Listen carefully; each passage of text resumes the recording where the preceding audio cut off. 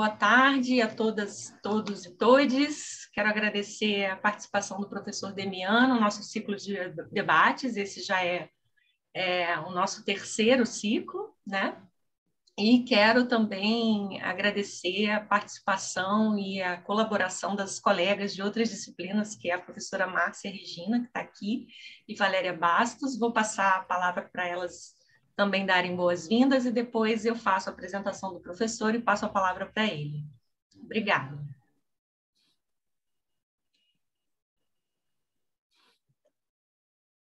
E aí, Márcia? Eu estou esperando ela, a Valéria está me esperando. Bom, boa tarde a todos e todas e todos. Dizer que é um prazer ter o professor Demian aqui conosco, é um prazer ter vocês aqui conosco também. É uma oportunidade para os alunos, né, de aprendizado, mas também para nós, professores, ainda mais nesse período tão corrido, né, que às vezes a gente está envolvido com 1000 coisas, e poder participar de debates com professores de outras instituições, né, com outras reflexões, para a gente enriquece muito. Então, gostaria muito de agradecer você, Demian, e a todos que estão aqui presentes, e a parceria das nossas colegas Valéria e Ariane, que tem sido muito legal já há algum tempo. Bom, boa tarde. A voz da Márcia estava baixinha, não sei se é o meu computador ou se estava baixinha mesmo. Então, assim, boa tarde a todos, todas, todes. Quero agradecer muito ao professor Demian pela participação, pela fala, que com certeza vai ser brilhante e a gente vai aprender muito. Agradecer a parceria das colegas, né, que a gente já está aí nesse terceiro bloco, né, segundo desse semestre, mas o terceiro bloco de ciclo de debate, que a gente sabe que é uma coisa que tem dado muito resultado, né, tem sido muito elogiado, não só vem os nossos alunos das disciplinas, mas também alunos de graduação, estudiosos, né, pesquisadores de temáticas sobre as quais a gente vem discutindo.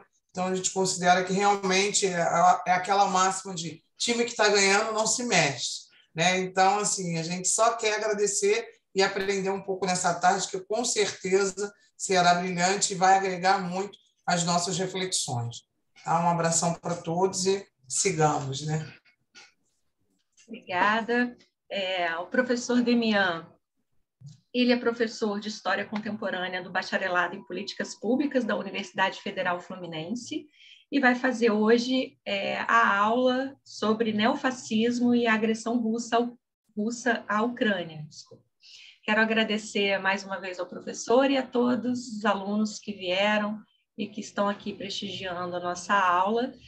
Informo também que vocês podem ir fazendo questionamentos e perguntas e afirmativas no chat durante a fala do Demian, e no final a gente lê para ele e faz o debate. Tá, Demian? Você tem aproximadamente 60 minutos, um pouquinho antes, um pouquinho depois, a gente está aqui para te ouvir, tá? Obrigada.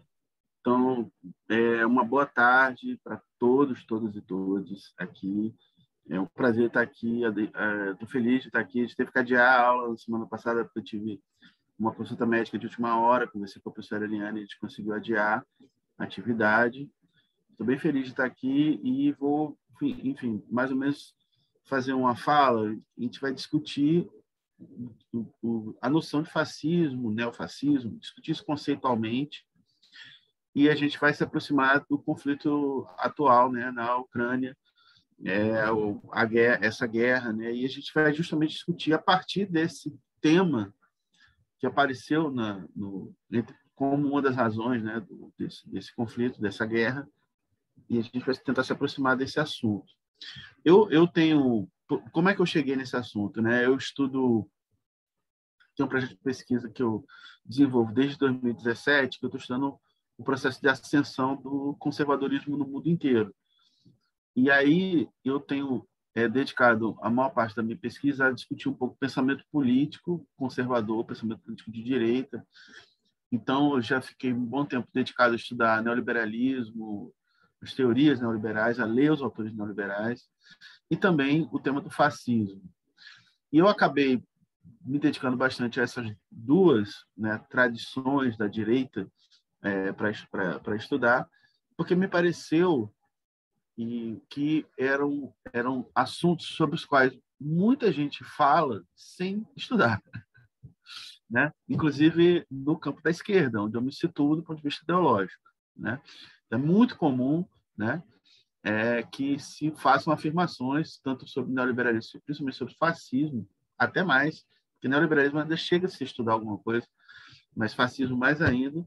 E quando a gente vai estudar o tema do fascismo, a bibliografia, a historiografia sobre o assunto tal, a gente começa a perceber que o pessoal está chamando qualquer coisa de fascismo. E tem gente que chega até a escrever livros sobre o assunto, né? Às vezes eu pego no pé da professora Márcia Tiburi, porque eu fiquei muito decepcionado com o livro dela, que é Como Conversar com o Fascismo, um fascista, que eu li e falei, meu Deus do céu, como é que ela publicou isso aqui? Porque você termina de ler o livro e não sabe o que é fascismo. Fascismo é qualquer coisa. Assim. Isso é um problema, porque o fascismo é um fenômeno muito perigoso, né? É um fenômeno extremamente perigoso e, portanto, tem que ser levado a sério, né? Então, a coisa de estudar, tal. Então, vou começar essa nossa conversa hoje falando sobre o que é fascismo, fazendo algumas discussões conceituais, explicando o que é isso de neofascismo, por que surgiu essa palavra neofascismo, o que ela tem de diferente, o que esse fenômeno tem de diferente do fascismo, né? Qual é a particularidade de uma coisa e de outra, e a gente vai se aproximar desse território aí do leste da Europa para poder sacar alguns elementos que estão presentes naqueles territórios, não só na Ucrânia, já deixo aqui, mas também na própria Rússia, que nos remetem à questão do fascismo, né? Até porque, só fazendo uma introdução breve, no desencadeamento desse conflito, tanto Vladimir Putin, né, o presidente russo, apelou para a ideia de que a sua operação na Ucrânia visava desnazificar a Ucrânia, né? Quanto do lado ucraniano, o presidente Zelensky associou Vladimir Putin ao Hitler, né? O Zelensky, que é uma pessoa que é judeu, né? E a gente vai ver que a coisa é bem mais complexa que isso. Inclusive, a gente vai discutir um pouco o que são esses discursos de guerra, de justificativa de guerra, como é que eles são, na verdade, manipulatórios, de um lado e do outro. Mas vamos deixar isso mais para frente. Começar falando um pouco sobre o que é fascismo, né? O que é isso? O que é esse fenômeno de fascismo? Por que essa palavra se tornou um xingamento? Bom, o fascismo é um fenômeno que surge no período imediatamente depois da Primeira Guerra Mundial, né? A palavra é uma palavra italiana e tem a ver com o surgimento desse fenômeno na Itália, mas ele se tornou um fenômeno internacional. No primeiro momento, com abrangência europeia, o surgimento de movimentos fascistas vai ser comum em vários países europeus, e a gente vai ter casos onde esses movimentos fascistas chegam ao poder e implantam ditaduras, né? E aí, evidentemente, a gente está diante de uma gravidade maior desse fenômeno, à medida que eles chegam ao poder, né? Então, o fascismo, ele tem de saída, não, que eu discuti aqui como uma definição, ele tem uma ideologia, que eu vou discutir daqui a pouco as características dessa ideologia. Ele se apresenta como um movimento político, evidentemente, de extrema-direita. Ele está localizado no espectro político na ala mais extrema da direita, né? Então, não é qualquer direita que é fascista, né? O fascismo é uma direita específica e extremada, né? E ele tem como projeto chegar ao poder e implantar um regime ditatorial com suas características particulares. A ditadura fascista, as ditaduras fascistas daquele período entre guerras, na Itália e na Alemanha, foram bastante específicas, diferentes de outras ditaduras que existiram tanto naquela época como as que existiram depois, como é o caso das ditaduras na América do Sul, principalmente a ditadura militar brasileira, né, que foi um regime brutal, né, com uma violência institucionalizada, mas do ponto de vista conceitual não foi um regime fascista. Daqui a pouco a gente vai discutir por que não foi. Mas, pois bem, esse movimento fascista ele tem uma ideologia onde ele apresenta características, em primeiro lugar, a característica mais importante desse movimento, do ponto de vista ideológico, é que é um movimento anticomunista, né? Ou seja, ele surge em reação à Revolução Russa, que ocorre em 1917, na Rússia, né? Que é a primeira revolução socialista do século XX, que teve uma influência internacional, que cuja influência se irradiou internacionalmente, que deu lugar à formação de vários partidos comunistas no mundo inteiro, né, que tinham como propósito, né, tornar, né, ou seja, ampliar aquela revolução socialista da Rússia em outros países no mundo inteiro. Então, o fascismo ele surge na Itália. O termo fascismo é mais ou menos como se fosse uma ideia de liga, né? Em italiano é um termo que remete ao Império Romano. E esse anticomunismo, na verdade, o significado do comunismo para os fascistas é mais amplo que o próprio comunismo. Ele basicamente coloca tudo que é de esquerda, igual a comunismo, e mesmo posições que a gente hoje pode dizer que eles são centristas, até de um centro, em certo sentido, liberal. Isso chama tudo de esquerda. Não é por acaso que a gente vê discursos no Brasil de extrema-direita que tentam dizer que a Rede Globo é comunista, né? Isso, às vezes, pode nos fazer rir, mas isso tem um grau de perigo grande, né? Isso é uma generalização que é absurda, porque na categoria de comunismo, eles colocam todos os seus inimigos. Inimigos que eles não querem derrotar na eleição, eles querem exterminar. Então, uma característica importante do fascismo é que é um movimento exterminista, que visa a destruição de todos aqueles que eles consideram diferentes. O fascismo também ele se opõe a valores tanto do liberalismo, até mesmo do conservadorismo, mas valores muito específicos, eu quero falar disso propriamente. Existem valores do liberalismo que estão ligados àquilo que hoje a gente entende como democracia. Por exemplo, liberdade de expressão, liberdades individuais, divisão dos poderes, né? O liberalismo surge no momento de luta contra o Estado absolutista, do poder concentrado na mão do rei, e eles defendem o quê? Defendem a ideia de divisão dos poderes, né? Perceba, a divisão dos poderes não é a harmonia dos poderes, igual o general Heleno fica falando, harmonia dos poderes. Isso é besteira, né? Por que é besteira? Porque a ideia da divisão dos poderes é justamente evitar a tirania. A tirania era justamente quando você tinha um regime político onde todo o poder estava concentrado na mão do rei. Então, o poder tem que ser dividido, tem que ter o judiciário, o legislativo e o poder executivo divididos, porque um controla o outro. Perceba, o papel do judiciário é justamente julgar a constitucionalidade dos atos do poder executivo e do legislativo. O presidente da República não vai fazer qualquer coisa da cabeça dele. Ele só pode fazer aquilo que é constitucional. Por isso que o judiciário deve se intrometer nos outros poderes. É da natureza da divisão dos poderes que ocorra isso. Certo? Isso, às vezes, nesse discurso da extrema-direita brasileira, aparece como se fosse um absurdo. O judiciário está se metendo no que o Bolsonaro está fazendo. Como se fosse um absurdo. Isso é um princípio do liberalismo. Certo? Pois bem, o fascismo, com qualquer outra forma de ditadura, se opõe a isso, porque as ditaduras querem concentrar os poderes, né? Então, o fascismo tem essa característica antiliberal também. Em relação ao conservadorismo político, o fascismo é conservador. Ele é um movimento violento que visa uma espécie de restauração da ordem hierárquica. Mas ele faz isso de uma forma disruptiva, mobilizando massas. O movimento fascista tem uma característica organizativa, que é o uso de movimentos paramilitares. Ou seja, organizações de milícia, que não estão previstas no ordenamento jurídico de um país com uma institucionalidade liberal, né? Então, a existência de forças paramilitares é uma organização ilegal. Por isso que chama paramilitar, que está além da lei. É uma forma militarista que está fora. Né? Por isso que chama paramilitar. E por isso também que o outro termo que se usa para falar disso aí é a ideia de milícia mesmo. Um tipo de organização ilegal, né? Que se usa da violência, e violência armada, inclusive, contra os opositores do próprio movimento.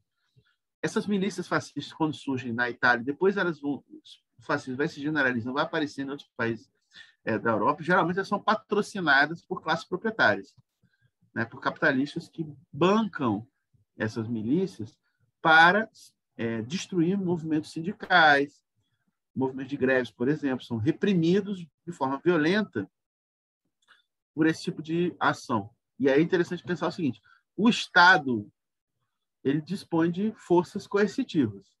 A polícia, o próprio judiciário, né, que eventualmente são utilizados para reprimir movimentos de trabalhadores. A repressão fascista é uma repressão que se faz de forma ilegal, né? Ela é paralela e geralmente só consegue ser feita porque tem, digamos assim, a vista grossa, né, a posição complacente, né, displicente, até cúmplice das forças legais do Estado, que deixam essas milícias ilegais atuarem, né? O fascismo também só triunfa numa situação de ter uma crise, né? E aí a gente entra nesse ponto que eu estou falando aqui, a gente está entrando justamente na forma como o fascismo se organiza enquanto movimento, porque ele não é só uma ideia, ele não só tem uma ideologia, né?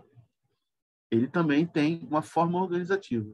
E a forma organizativa é justamente uma organização política que tem como atividade central a atividade miliciana, a ação de grupos de bandos armados, né, que se direcionam principalmente à esquerda, mas também se direcionam a criar uma onda de violência para justificar o fechamento do regime, a implantação de um regime ditatorial. E quando a gente está falando de ditadura, a gente está falando desse outro terceiro momento do fascismo, que é a possibilidade que o fascismo chegue no poder. Porque uma coisa importante de ser dita é o seguinte: movimentos fascistas, nesse período aí, entre guerras, eles se espalharam pelo mundo inteiro. Até o Brasil teve um movimento fascista que foi um movimento de massas, que foi a Ação Integralista Brasileira, os integralistas, que chegaram a ter milhares de filiados no Brasil inteiro, e que tinham a milícia, enfim, que tinham atuação, e eles surgiram na década de 30, eles colaboraram muito com a ditadura do Getúlio Vargas, até o momento que o Getúlio Vargas não precisava mais deles e o próprio Getúlio Vargas foi lá e reprimiu esse movimento fascista brasileiro que são os integralistas. Mas eles continuam existindo até hoje. Hoje em dia eles são eles são muito menores, são irrisórios, no caso do Brasil, embora eles tenham presença até no governo Bolsonaro, né? Você tem algumas figuras que estão, inclusive, participando do ministério lá da Damares, que são abertamente integralistas, né? E quando a Damares é perguntada sobre isso, ela fala que não sabe o que é, que ela nunca estudou o assunto, né? É muito boba, né? Pois é isso. Então, o integralismo ele teve uma importância de ser um movimento de massa fascista no Brasil no período, mas nunca chegou ao poder, esse é o ponto que eu quero falar. Eles colaboraram lá com Vargas, mas eles nunca chegaram a implantar a ditadura que eles queriam, né? Pronto. Então, a gente está aqui diante dessa noção de fascismo. No caso do fascismo alemão, né, que é o nazismo, né, há um elemento ideológico muito importante que é o ódio, ou seja, o racismo é uma característica que está presente em todos os movimentos fascistas. Todos os movimentos fascistas têm uma característica racista. O nazismo, ele era racista e ele tinha como alvo primordial dentro da Europa os judeus. Mas eles não só tiveram como alvo os judeus, os ciganos foram alvo da violência nazista. A Alemanha era um país que possuía colônias em África e eles praticaram muito racismo contra populações africanas, né? Então, o racismo é uma componente do fascismo, certo? O fascismo tem o anticomunismo, como eu falei, e ele tem o racismo também como uma de suas características importantes, fundamentais. Qualquer movimento vai ter essa componente que é super, super, super importante. Ocorre que o movimento fascista, esse que eu estou falando, um fascismo histórico do século XX e tal, ele levou o mundo à Segunda Guerra Mundial, que foi um conflito catastrófico, onde o número de mortes foi na ordem de 70 milhões de pessoas, sendo que entre essas 70 milhões de pessoas a gente teve um genocídio extremamente violento de judeus, que assassinou na ordem de 6 milhões de judeus. E isso se tornou um grande escândalo, a descoberta pelas tropas soviéticas que lutaram contra Hitler, a descoberta do campo de Auschwitz revelou ao mundo a barbárie desse crime, né? Ou seja, um crime absolutamente, o extermínio em câmaras de gás, o extermínio industrial de pessoas simplesmente por serem judeus. uma ideologia também exterminista, que tinha a ideia de genocídio na sua raiz e que se inspirava nos massacres coloniais que as potências imperialistas europeias cometeram em África, cometeram na Ásia. Muitos, né? Os próprios alemães, no início do século XX, cometeram um massacre colonial na Namíbia, né? Assassinaram milhares de pessoas. A Bélgica cometeu um massacre no Congo, onde o número de vítimas é da ordem de 15 milhões de congoleses, no período entre 1885 a 1908. Os Estados Unidos da América fizeram um grande massacre da população indígena, né? Na medida que os Estados Unidos, para se formar, foram se expandindo para o chamado Velho Oeste, eles foram exterminando a população indígena, né? E esse massacre americano, esse massacre dos Estados Unidos contra os indígenas, era uma grande referência para o Hitler, né? Só para ter uma imagem aqui importante. Os Estados Unidos da América, depois que eles deixam de ser... Eles eram 13 colônias da Inglaterra que se tornam independentes e formam o país Estados Unidos da América. O limite no mapa, se vocês olharem o mapa dos Estados Unidos, vocês vão ver lá o rio Mississippi, que fica bem próximo do leste, próximo, digamos assim, geograficamente, mais do Oceano Atlântico do que do Oceano Pacífico. Os Estados Unidos vai do Oceano Atlântico ao Oceano Pacífico. A expansão americana foi, portanto, ir além do Mississippi, atravessar o Mississippi e até chegar no Oceano Pacífico. Isso demorou 50 anos, né? Para que eles fizessem, quer dizer, demorou 100 anos para eles fazerem essa expansão até o oeste, né? E no meio disso foi o massacre da população indígena. Quando Hitler invade a União Soviética, ele vai chegar numa região da Rússia chamada Rio Volga. E o Hitler falava assim: o Volga é o nosso Mississippi. Ou seja, a ideia de que tinha que ir além do Volga. E qual era o propósito deles na invasão da União Soviética? Era escravizar a população russa. Ele tinha esse projeto. E isso é documentado. Isso não, né, isso está documentado. Esses discursos do Hitler falando do Rio Volga como o seu Mississippi, é o nosso Mississippi. Tinha esse projeto de escravização da população do leste europeu, de domínio da Europa e depois do mundo, e de escravização da população, principalmente eslava, que é justamente a população russa, né? Aí a gente começar a fazer algumas aproximações históricas aqui importantes.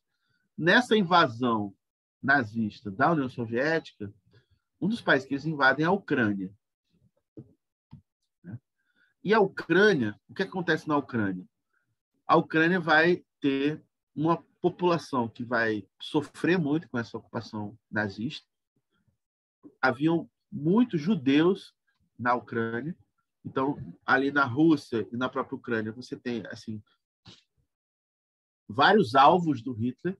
Você tem o país onde se defende o comunismo. Você tem, ou seja, o governo comunista. Você tem uma população russa que o Hitler considerava que deveria ser escravizada, e você tem a população judaica que o Hitler considerava que tem que ser exterminada.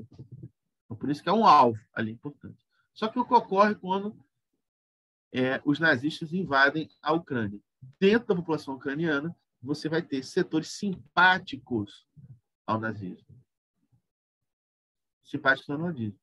E entre essas figuras simpáticas ao nazismo, era o que se chamava na época de colaboracionistas, ou seja, pessoas do país invadido que colaboram com o invasor. Então, você tem um personagem histórico na Ucrânia chamado Stepan Bandeira. O nome é assim que se pronuncia, é Bandeira, tipo bandeira em português. E o Stepan Bandeira, ele foi um grande colaboracionista do nazismo. Ele, portanto, apoiou a ocupação nazista na Ucrânia.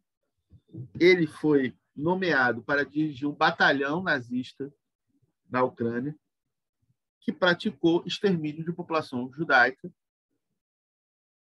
população polonesa, ucraniana, russa, que habitava a Ucrânia e que foram alvos de de extermínios praticados pelos nazistas, coordenados por um ucraniano, que é o Stepan Bandeira, né?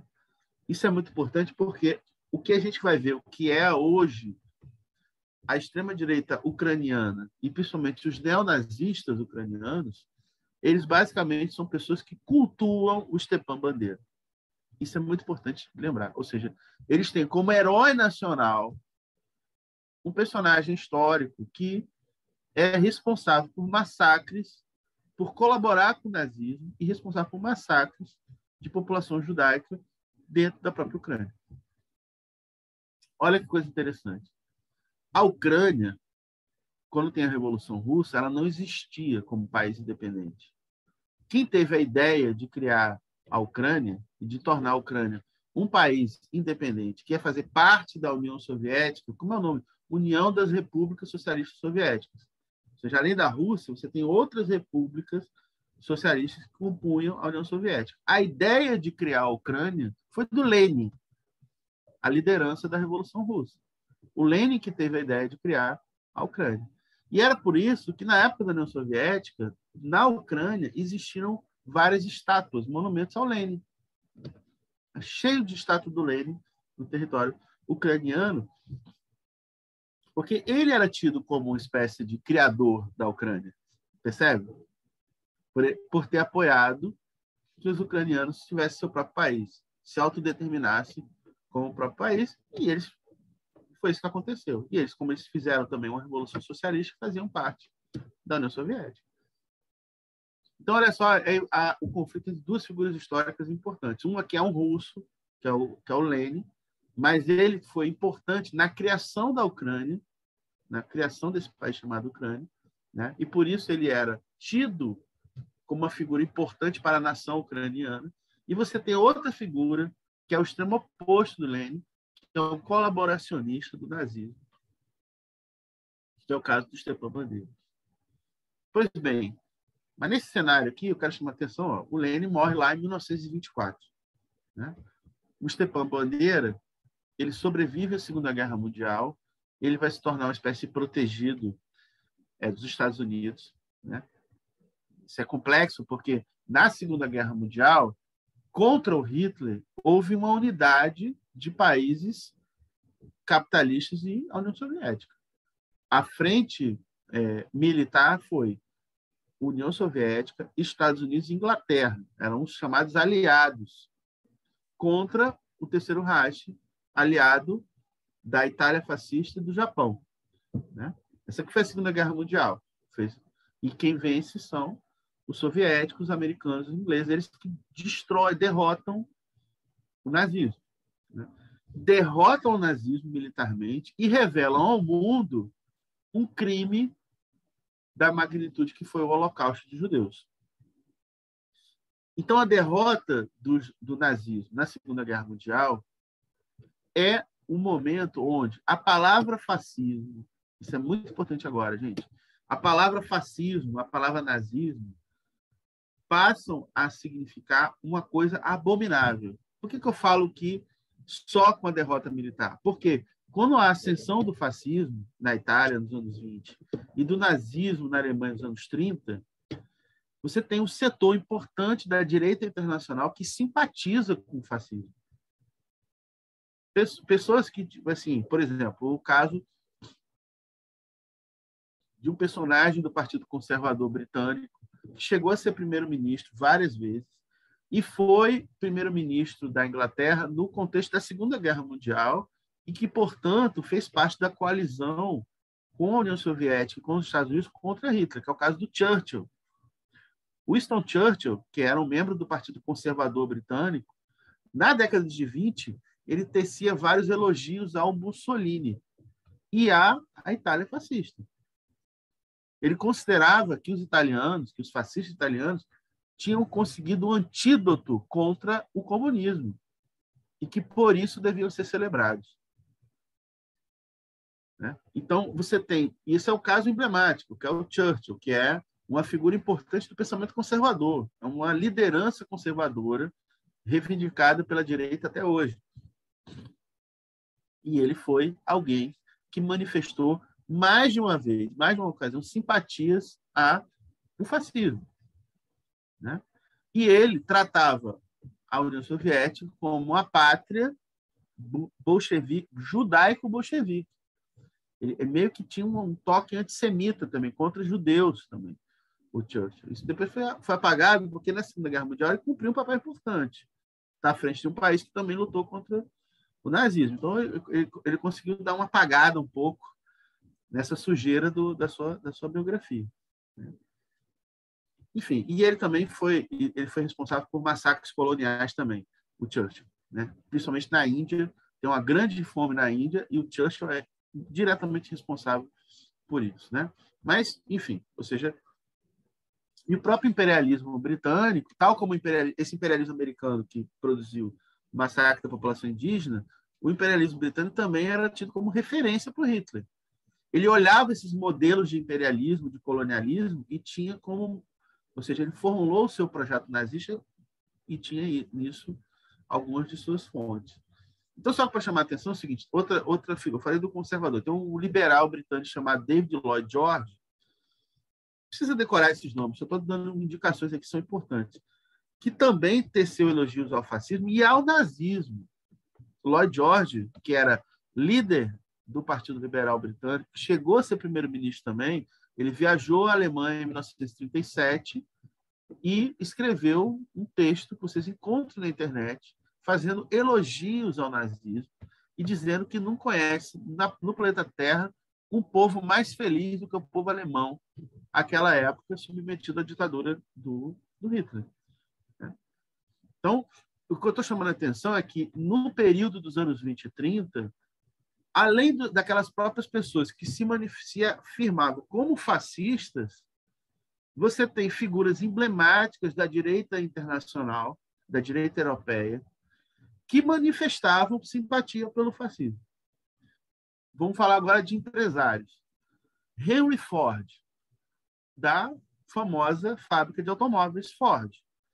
Ele era um antissemita. Ele ajudou a difundir teorias conspiratórias onde diziam que os judeus eram os responsáveis pelas maiores mazelas da humanidade, né? E ele era simpático a Hitler, e mais do que simpático a Hitler, ele ajudou a financiar o Partido Nazista. Ele direcionou dinheiro. Isso sem falar dos próprios empresários, grandes capitalistas alemães, que estavam por trás de grupos econômicos como o Fritz Thyssen, do ThyssenKrupp. Essa indústria existe até hoje, do ramo siderúrgico. Às vezes você entra no elevador, você olha lá, a marca do elevador está lá, Thyssen. Existe até hoje. Outra, Siemens, Volkswagen, Mercedes-Benz. São todas indústrias, né? Bayer, que faz aspirina. Tá? Ou seja, os grandes ramos da indústria química, da indústria metalúrgica, da indústria automobilística alemã apoiaram o nazismo, né? E isso é encontrado na imprensa da época, né? Você encontra na imprensa da época essas manifestações. Ocorre que, com a derrota, eu estou falando tudo isso para chegar nesse ponto, com a derrota militar do nazismo, né? Ou seja, e aí eu quero que a gente entenda o seguinte, né? Eu pulei esse ponto, é importante. O nazismo é a forma alemã do fascismo, certo? Que fique claro isso. Ou seja, quando a gente fala em fascismo e nazismo, a gente não está falando de dois fenômenos diferentes. A gente está falando do fenômeno do fascismo, só que o fascismo, nos países, ele assume nomes diferentes, certo? Porque o nome fascismo é um nome italiano. Na Alemanha, o nome é nazismo, né? No Brasil, é integralismo, né? Enfim, vários países do mundo você vai ter nomes diferentes que descrevem o mesmo fenômeno. A derrota do nazismo na Segunda Guerra Mundial e a revelação dos grandes crimes, os massacres, o genocídio, principalmente da população judaica, vai tornar o termo fascismo e nazismo abominações. Ninguém mais quer ser chamado de fascista ou nazista. Ou seja, a gente vive num mundo, após a Segunda Guerra Mundial, onde esses termos são termos que são acusações morais. Se utiliza contra seus inimigos, né? São termos ligados a uma coisa abominável, amaldiçoados. Então, isso é muito importante para a gente entender onde é que vem essa ideia de neofascismo. Porque se tem uma coisa, isso é para quem é historiador, isso é super importante, porque você vai pesquisar o assunto no período dos anos 30, você vai ver os fascistas falando, eu sou fascista. Então, você encontra na fonte o cara assumindo o crime, assumindo essa posição. Enquanto que depois da Segunda Guerra Mundial, você tem que se valer de uma série de instrumentos metodológicos para você dizer, isso aqui é fascismo. Porque você não vai encontrar as pessoas dizendo que são. Você tem uma série de pessoas que foram muito importantes na difusão das ideias fascistas, que se diziam fascistas nos anos 30, por exemplo, e depois da Segunda Guerra Mundial, eles vão falar que não tem nada a ver com isso, que são simplesmente conservadores, como era o caso daquele que foi o principal líder do integralismo, que era o fascismo brasileiro, que era o Plínio Salgado. O Plínio Salgado, depois de 1946, ele dizia que ele era um conservador, um intelectual católico, né? Querendo amenizar, né, as suas posições anteriores. Porque perceba, a posição dele era diferente do Churchill da vida, que manifestou simpatias, mas o Churchill nunca foi de um partido fascista. E quando ele foi primeiro-ministro, ele não implantou na Inglaterra uma ditadura fascista, certo? Então, a gente pode cobrá-lo do ponto de vista de alguém que manifestou simpatias, né, que foi conivente, até o momento que Hitler começa a guerra e a Inglaterra vira um alvo. O Hitler tenta, inclusive, invadir a Inglaterra e não consegue. Né? Então, só quero chamar a atenção para um ponto importante. Quando a gente fala de fascismo hoje, século XXI, a gente está fazendo uma caracterização de um movimento que tem esses pontos, né? Que se usa de paramilitarismo, que tem um anticomunismo visceral, que é antidemocrático, que visa a implantação de ditadura, que tem uma visão de mundo exterminista, racista, mas que, via de regra, não vai dizer eu sou fascista. Certo? As pessoas não vão falar. Isso é uma questão metodológica fundamental. Porque quando a gente fala de fascismo hoje, a gente vai ter que lidar com a situação onde os fascistas se escondem. Se escondem por trás de outros termos. Né? O cara pode falar que é apolítico, que é conservador, que é liberal, às vezes. Né? Só que aí você vai ter que provar com as ideias que ele defende, com as atitudes que ele toma e com a forma com que ele se organiza para falar que não, isso aqui é fascismo. Então, essa é a questão fundamental. Então, o termo neofascismo ele é utilizado justamente para descrever esses movimentos que apresentam as características do fascismo, mas que não têm coragem de afirmar que são fascistas. Né? Porque o termo fascista se tornou um termo abominável. E, às vezes, o que é bastante curioso, esses neofascistas, em geral, eles tentam também dizer que eles são neofascistas, eles são antifascistas. Né? Mas a coisa que eles mais fazem é criticar todos aqueles que se identificam como antifascistas. Né? Eles dão na pinta quando eles fazem isso. Ah, você está dizendo que é antifa. Né? Então, Daniel Silveira, por exemplo, tive em vários momentos ele fazendo críticas aos antifascistas. Né? Ele dá na pinta aí. Ou seja, por que ele está criticando? Por que ele é contra os antifascistas? Porque provavelmente ele é um, né?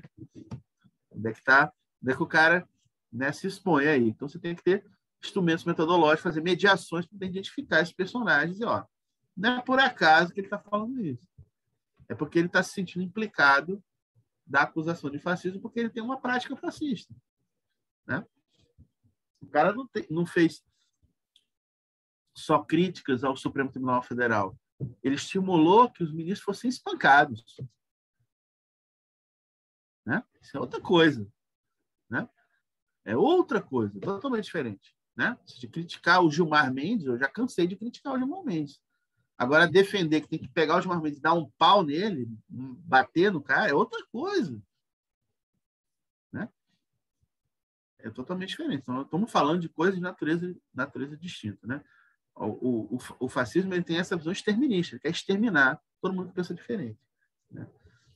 Tem uma visão nacionalista sectária, porque só quem realmente defende a nação é quem está do lado deles. Todo mundo que critica é contra o país.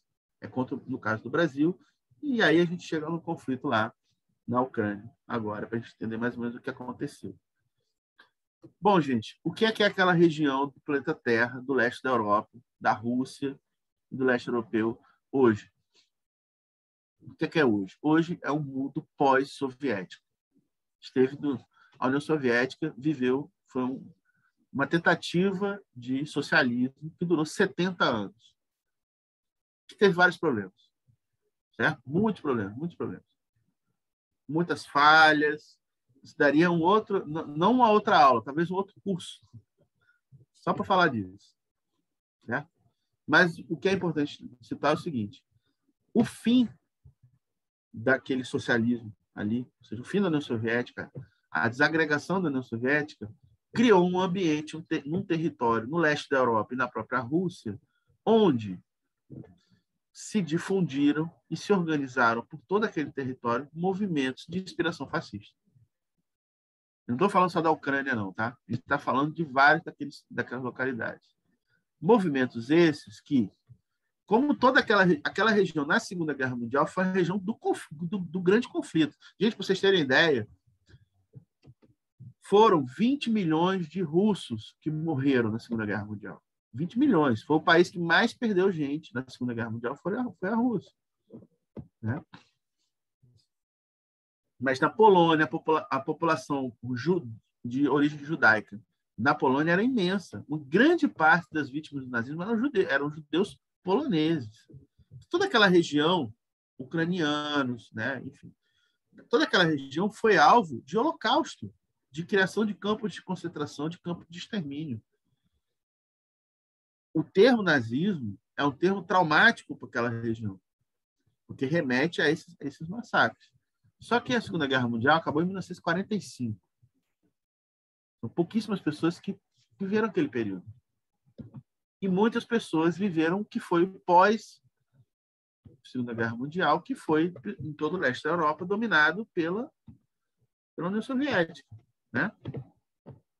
Uma tentativa de socialismo que teve muitos problemas, como eu disse a você. Quando aquilo acaba, você vai ver ressurgir do subterrâneo daquelas sociedades na Rússia, na Ucrânia, na Polônia, na Bulgária, na Hungria. Todos os países que faziam parte do bloco chamado Bloco Socialista, surge, evidentemente, uma direita muito conectada com o mundo ocidental, liberal, neoliberal, melhor dizendo, né? Porque toda aquela região, o que acontece? Toda a propriedade era estatal, os grandes, digamos, as indústrias, os bancos, o comércio, né? Era tudo estatal, e ali aquela região do planeta assiste a uma onda de privatizações da história da humanidade. Ou seja, o neoliberalismo chegou pesado ali. E isso provocou um desastre do ponto de vista dos índices de desenvolvimento econômico. Eu tenho uma amiga muito querida, que é alemã, e a família dela toda era do leste da Alemanha Oriental. Ela fala, minha família passou fome quando caiu o Muro de Berlim.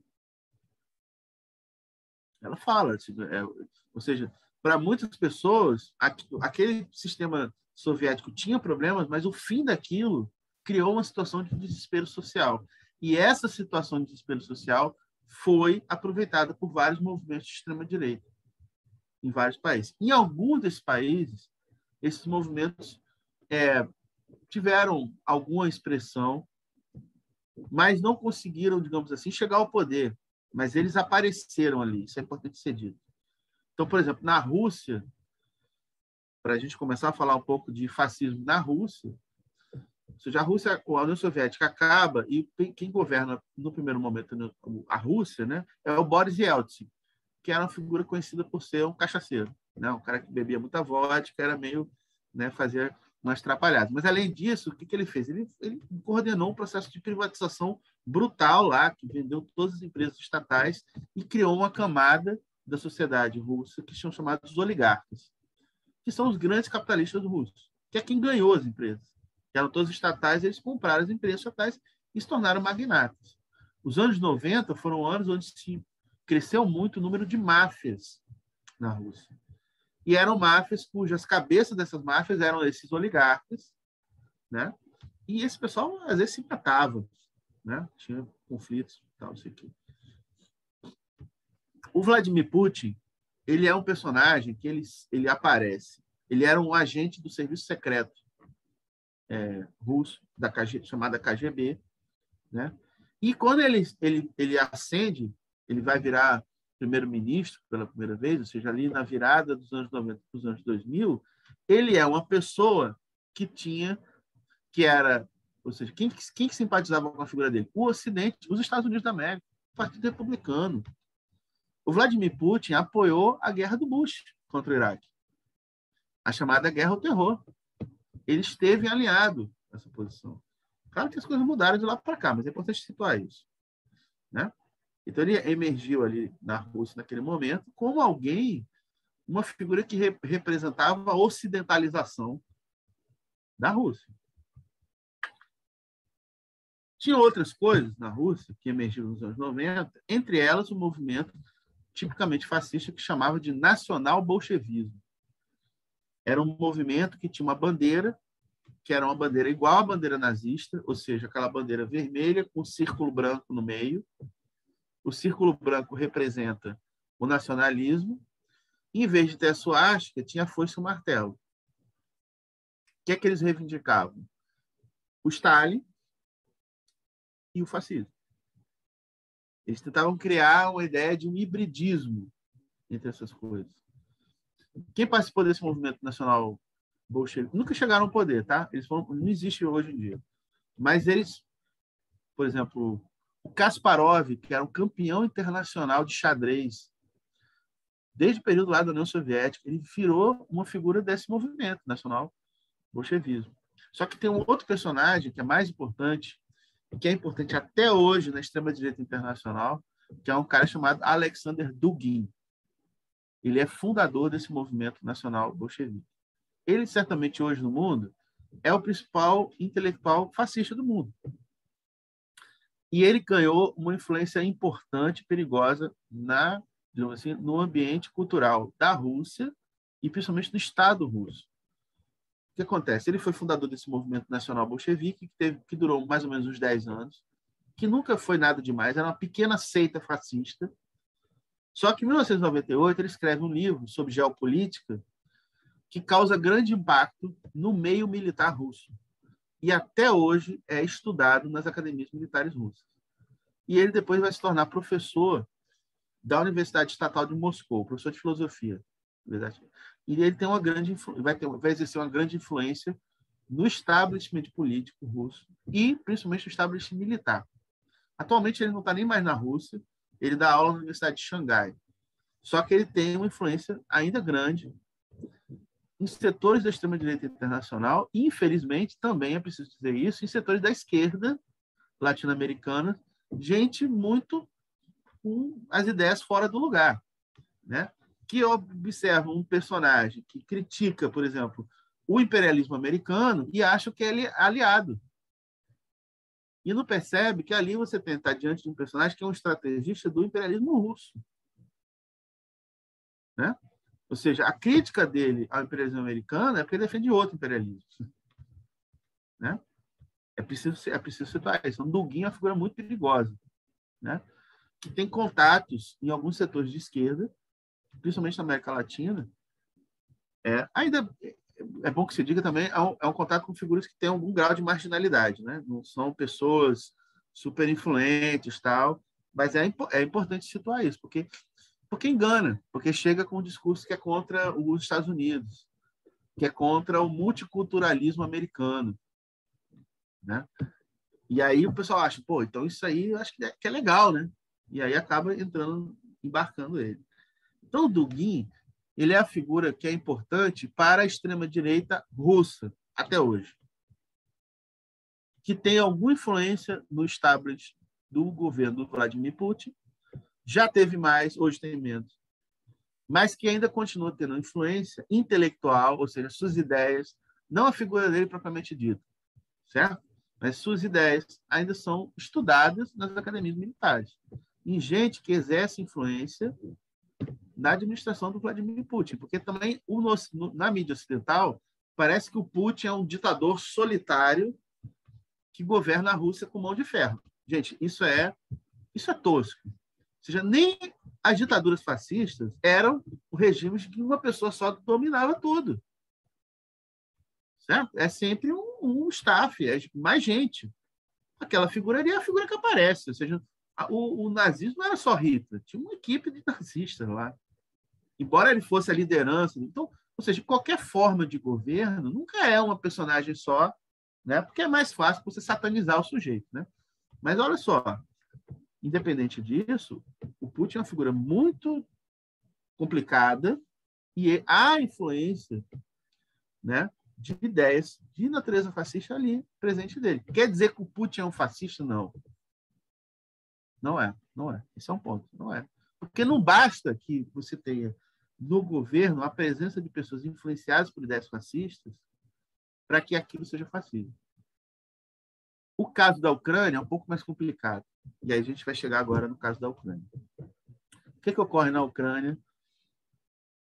A Ucrânia é um país que, durante o período soviético, principalmente nos anos 50, ele é um país que teve um processo de expansão, adquiriu mais territórios em acordo comum com a Rússia, que todos faziam parte da União Soviética, né?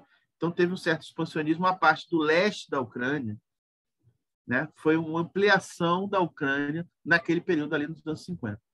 Né? Por questões de natureza econômica, estratégicas, certo? Teve esse processo. O que faz com que a sociedade ucraniana, no mapa, a gente olha o mapa da Ucrânia, ela tenha um lado mais próximo da Europa, que, digamos assim, acaba concentrando uma população que é mais pró-União Europeia, hoje em dia, e uma parte mais ao leste da Ucrânia, que é mais pró-Rússia.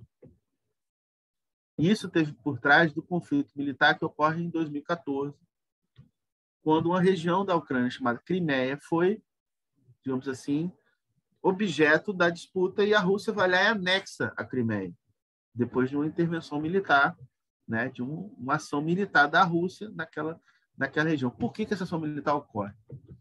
Porque entre 2013 e 2014, a Ucrânia, que tinha um governante, o presidente da República, que era pró-russo, teve que lidar com uma situação de crise, que era a existência de um movimento, que é tipo um movimento tipo Primavera Árabe, essas coisas ocorrem na Ucrânia, ocupando as praças, etc. E a principal reivindicação era a reivindicação que a Ucrânia se integrasse à União Europeia, ou seja, se afastando do eixo de influência da Rússia naquela região, o eixo histórico de influência da Rússia naquela região. O que esse movimento consegue? Ele consegue pressionar o parlamento ucraniano para que aprovasse medidas de integração da Ucrânia na União Europeia. Então, não estamos falando nem de OTAN aqui ainda. A OTAN é outra coisa, mas faz parte desse tabuleiro aí, desse conflito. Está falando de integração econômica. A União Europeia é basicamente, né, um grande acordo de unificação econômica sobre regras do neoliberalismo. É bom que se diga isso. Né? E promete para todos os países que integram a União Europeia prosperidade econômica, coisa que não tem ocorrido desde 2008 nem na Alemanha. Né? A União Europeia está em crise. Agora, a situação econômica ucraniana, depois do fim da União Soviética, é muito difícil. Então, você tem a geração de jovens que, às vezes, o futuro é imigrar para a Europa. E qual é o tratamento da população jovem ucraniana na Europa? É um tratamento, eles são maltratados como imigrantes. Eles não são tão maltratados como as populações, os imigrantes de origem africana, os hindus, né, populações os sírios, né, que fogem dos conflitos de guerra civil, e são ultra maltratados. são alvos de violência xenófoba, mas a população ucraniana é maltratada, pega empregos ruins, né? Por isso que a gente está vendo um show de hipocrisia agora, nessa solidariedade europeia em relação aos ucranianos, porque os ucranianos são maltratados dentro da Europa, né?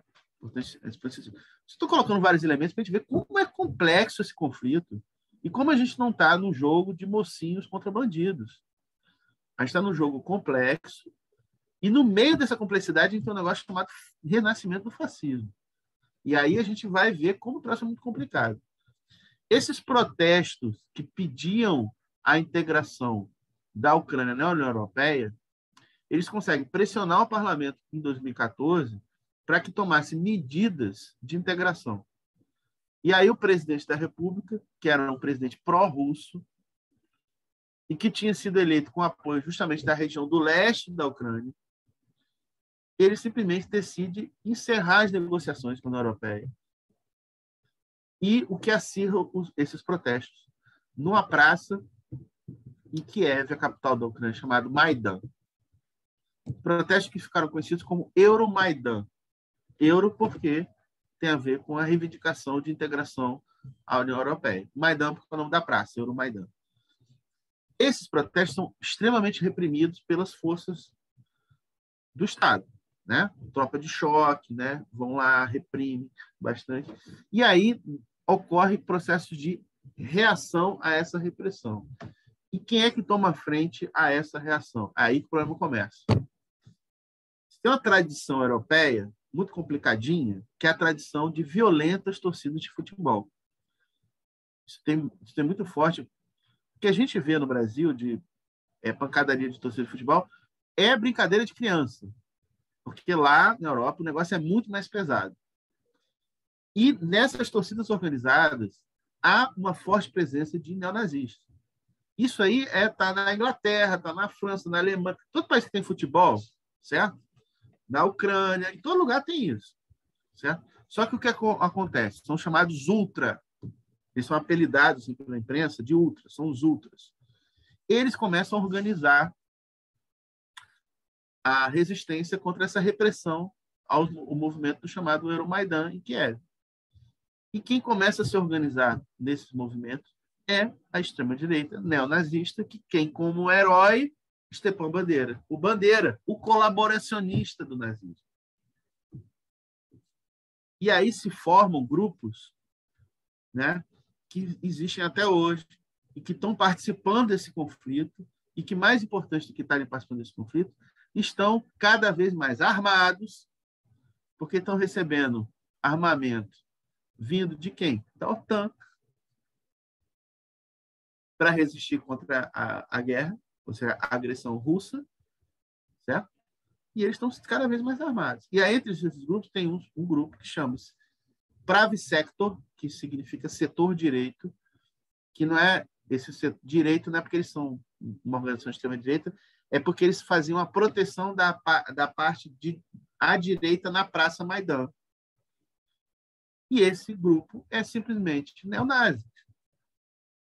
Mais importante que eles é um outro grupo chamado Batalhão Azov, que não só foi importante nesse processo do Euromaidan, como foi um batalhão formado para lutar no leste da Ucrânia, justamente contra os separatistas pró-Rússia. E o que acontece? E quem é que arma o batalhão Azov? Aí a coisa vai ficando mais complicada ainda. Está entendendo como eu estou colocando camadas de complicação? Quem é que estava interessado em afastar a Ucrânia da influência russa, além da própria União Europeia? Um país que todo mundo conhece, Estados Unidos da América. Então, você tem uma investida há muito tempo dos Estados Unidos de apoio a esses movimentos pró-Europa. E no caso do Batalhão Azov, o que ocorre é que o Batalhão Azov recebe treinamento do exército americano na região, mesmo sendo claro e evidente que as lideranças desse batalhão têm referências neonazistas, que aparecem nos símbolos desse batalhão. Percebam, gente, a suástica, tal como o nome nazismo, dão muita bandeira, né? Fazendo uma piada aqui com o Stepan Bandeira, ou seja, associado diretamente ao nazismo. Só que o fascismo, hoje em dia, se utiliza de outros símbolos. Um deles é um negócio chamado Sol Negro. Sol Negro é um símbolo que os supremacistas brancos neonazistas na Europa se utilizam. É como se fosse uma... A gente não pode usar a suástica, então a gente utiliza o Sol Negro. Então, você tem o emblema do Batalhão Azov, vocês podem procurar na internet. Batalhão Azov, escreve A-Z-O-V, vocês encontram lá o símbolo deles, tem lá, no meio tem um sol negro. É um símbolo neonazista.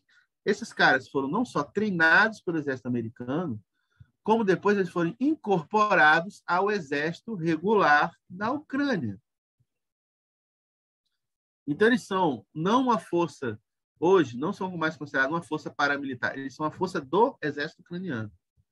Então, é muito importante situar isso, ou seja, organizações neonazistas na Ucrânia foram normalizadas e incorporadas ao aparelho de Estado ucraniano.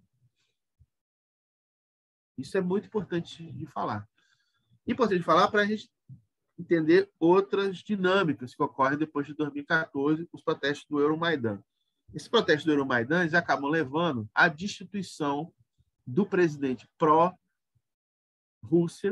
né? Ele acaba sendo derrubado, é feito novas eleições e é eleito um cara chamado Pietro Poroshenko, e esse cara vai governar. É o governo antes do Zelensky.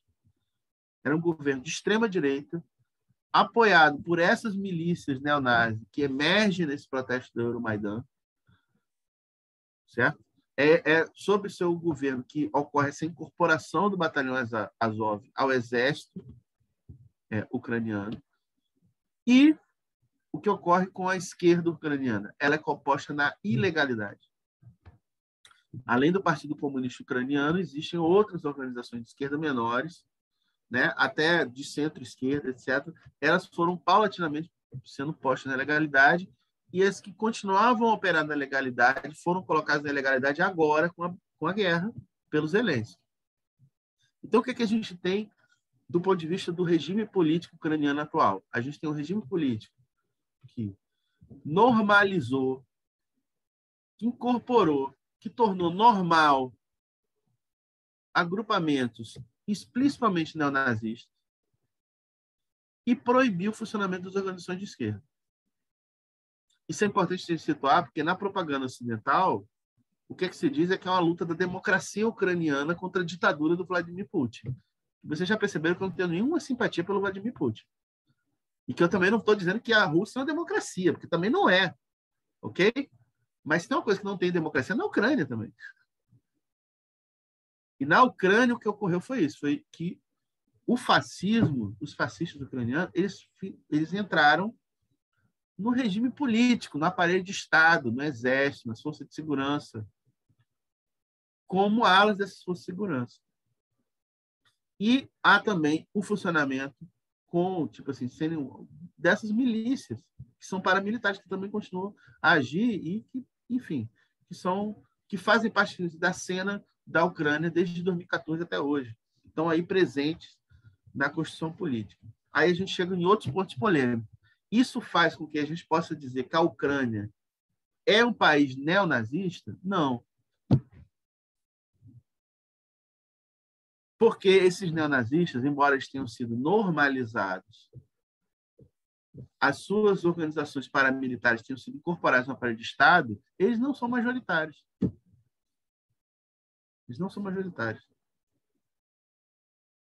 Ou seja, por que eu estou falando isso? Porque quando o Vladimir Putin fez o discurso de invasão, o discurso da guerra, ele falou várias coisas.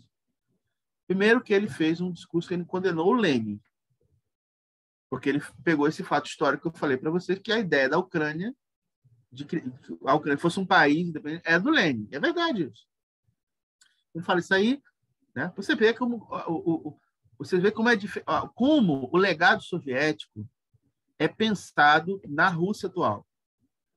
Os caras reivindicam o Stalin, não porque o Stalin fosse do Partido Comunista Russo, não. Eles reivindicam porque ele foi o líder da Rússia na Segunda Guerra Mundial, e é tipo como um líder nacional, um patriota, que defendeu o território ali, né? É isso. O Lenin, não. O Lenin, eles abominam o Lenin. Né? Não sei porque de vez em quando tem um papo de como pegar a múmia do Lenin lá no Praça Vermelha e vão enterrar, dar um enterro cristão para ele. Que é uma grande sacanagem com o Lenin, né? Embora também ele ficar com uma múmia ali, eu também acho bizarro. Mas, enfim, deixa para lá isso. Você pode conversar depois. Mas perceba, além disso, o que o Vladimir Putin fala? Que aquela operação russa naquela região era uma operação que visava desnazificar a Ucrânia.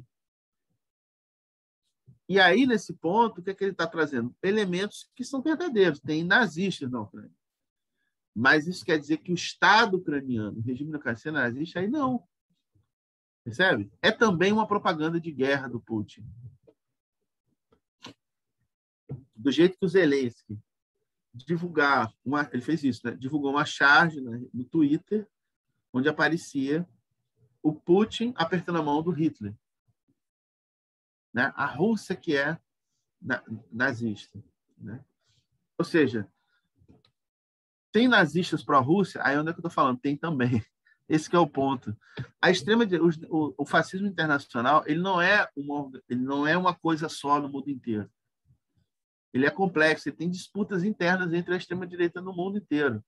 Só para vocês terem uma ideia, o Vladimir Putin ele tem ótimas relações com a extrema-direita da Europa Ocidental, com Marine Le Pen, com o partido alemão de extrema-direita, que é o Alternativa para a Alemanha, com Matteo Salvini, que chegou a ser primeiro-ministro da Itália, que é de extrema-direita, que são todos ligados ao Bolsonaro, né? Ou seja, que tem conexões com a extrema-direita latino-americana.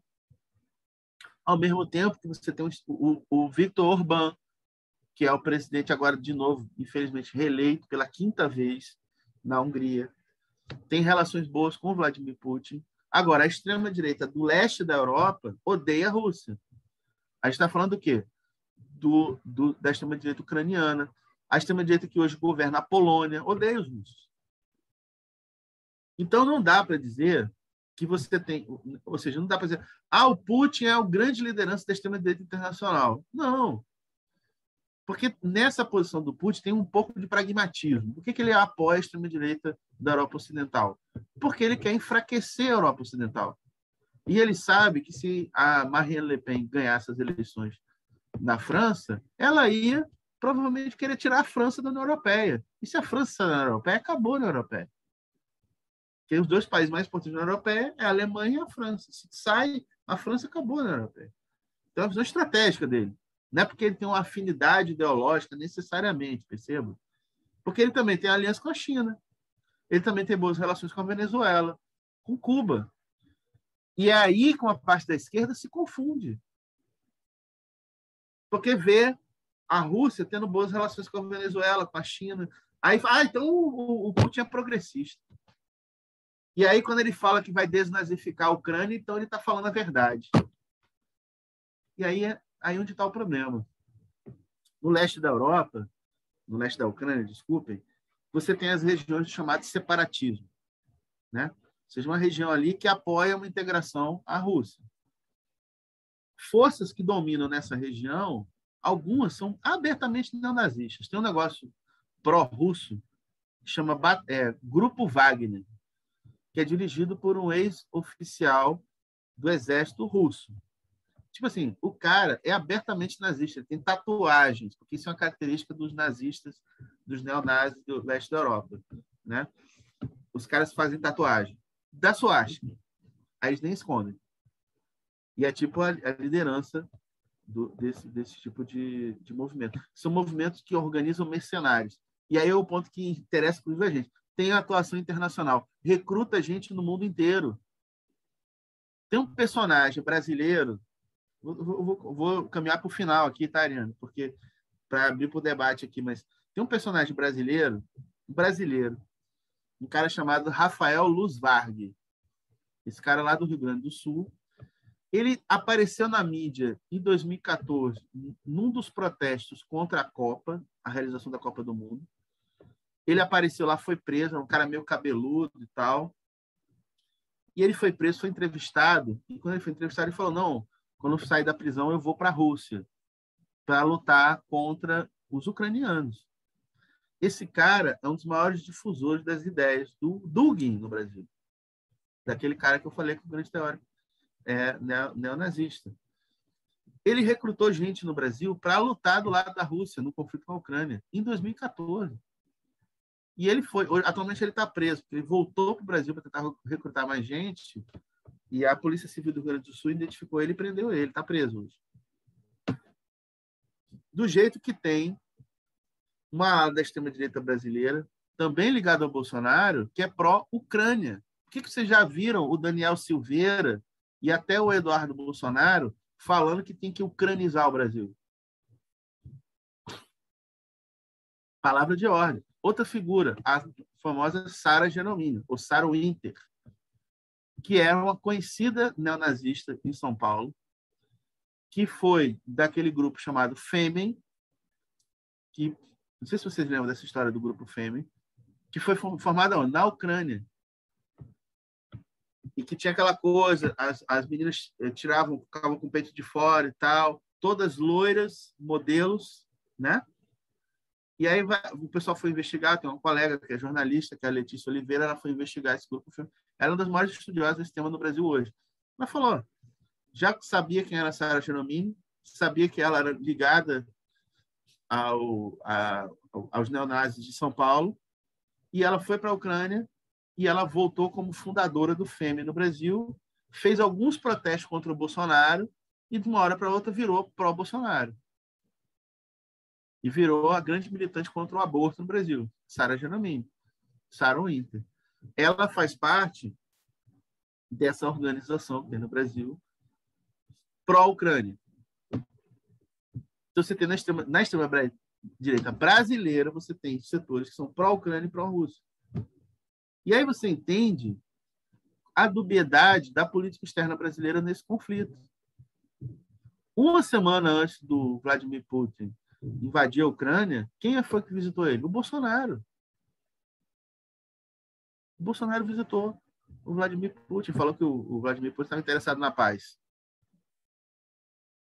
Isso tem vários motivos. Isso tem a ver com a relação que a extrema-direita europeia ocidental, ao qual o Bolsonaro está ligado, como a Marine Le Pen, como o Matteo Salvini, como a Alternativa para a Alemanha, e o Orbán, principalmente, que o governo brasileiro tem uma relação muito próxima com o governo da Hungria.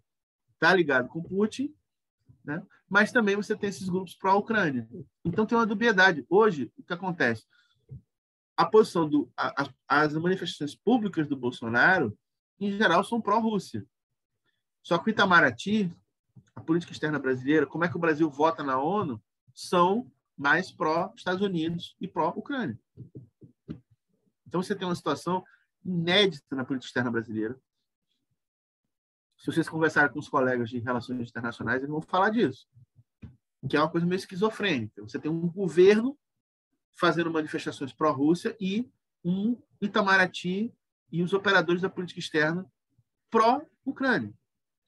E no meio disso tudo, porque além de tudo, tem os interesses econômicos. Porque esse pessoal não é só extrema-direita, né? Tem os interesses econômicos. Qual é o interesse econômico? O agronegócio brasileiro tem boas relações com a Rússia por causa do mercado de fertilizantes.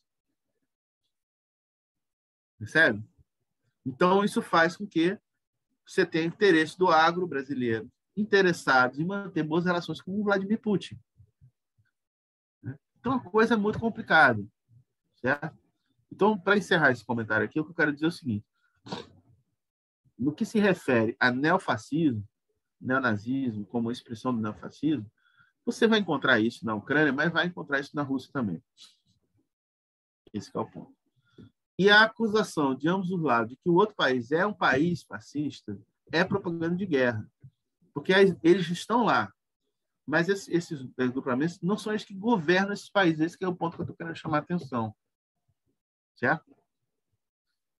Qual o problema? Só para terminar mesmo. Qual o problema? O problema é o seguinte. Esse conflito principalmente no caso da Ucrânia, está fortalecendo esses neonazistas dentro da Ucrânia.